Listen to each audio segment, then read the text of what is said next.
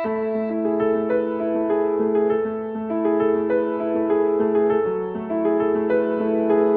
prijatelji, poštovane kolege, dobroveče i dobrodošli na novogodišnju proslavu kompanije Jela.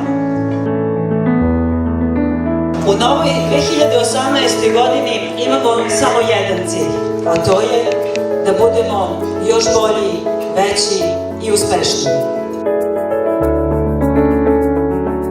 Ovom prilikom vas zaista sve puno pozdravljam, posebno moje starije članove moje porodice koji su danas sa nama, oni su mi najstariji i najvredniji od svih koje imam, moram da kažem.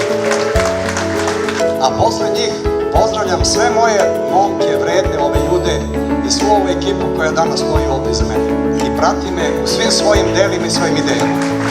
Momci, hvala vam veliko za sve.